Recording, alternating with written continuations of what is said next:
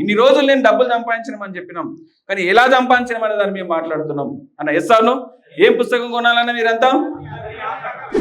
ఎప్పుడు నీ వెనుకనే ఉండాలి. నీ మొబైల్ ఫోన్ నీ ఎన్నుకుంటే నాకు తెలియదు, కానీ నీ దగ్గర ఆ పుస్తకం ఎప్పుడు నీ దగ్గర ఎన్నుకుండాలి. దాన్ని పోస్ట్ మార్టం చేసి వదలాలి.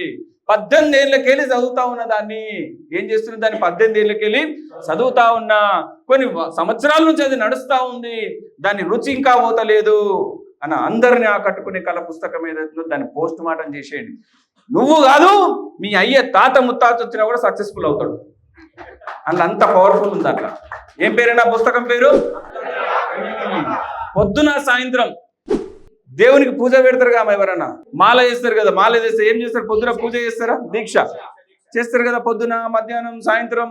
ఎస్ఆర్ను ఈ పుస్తకాన్ని అట్లా నీ హృదయానికి అత్తుకో. నిన్ను మార్చకపోతే నా పేరు సింగిరెడ్డి నిరంజన్ కాదు. అంత పవర్ఫుల్ పుస్తకం ఇది అన్న. ఎస్ఆర్ను 45 ఏం కొనుక్కోవాలి? అందరినీ ఆకట్టుకునే కళ పుస్తకం కొనుక్కోవాలి. టీం పెంచాలంటే ఏం కావాలి? అందరిని ఆకట్టుకునే కళ. సుభాష్ అన్న అని చెప్పి నాకు కటింగ్ చేస్తారన్న. ఆయన లేకుడిగా నా కటింగే కాదు ఇక, అంటే అట్లా అయిపోయింది నా బతికే సుభాష్ అన్నతో. ఎస్ఆర్ను సో ఏం చేయాలి? సుభాష్ అన్నని ఆకట్టుకోవాలా వద్దా? ఆ పుస్తకంలో రాసి ఉంది సుభాష్ అన్నని ఎట్లా ఆకట్టుకోవాలి. ఎస్ఆర్ను సింగిరెడ్డి నిరంజన్ ఉన్నాడు, వీని ఎట్లా ఆకట్టుకోవాలి ఆ పుస్తకంలో రాసి ఉంది. అదేంటి? అది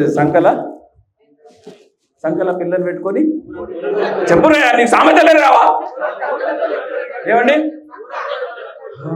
మొత్తం ఆ పుస్తకంలోనే ఉంది అన్న. ఎస్ఆర్ను ఏం సంపాదించాను నువ్వు ఆ పుస్తకం మొత్తం పోస్ట్ మార్టం చేయి. ఒక్కొక్క అక్షరం వదిలిన అమ్మ తోడు అది మొత్తం ఫిల్ చేసి వదలాలి.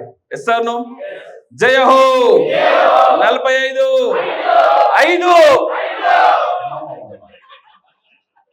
ఈ పిల్లగాడు కొట్టేటట్టే ఉన్నాడు అన్న. పోదామా, ముందుకు వెళ్దామా? సో ఏం మాట్లాడుతున్నాం మనం? ఏ పుస్తకం కొనాలి? అందరినీ ఆకట్టుకునే కదా.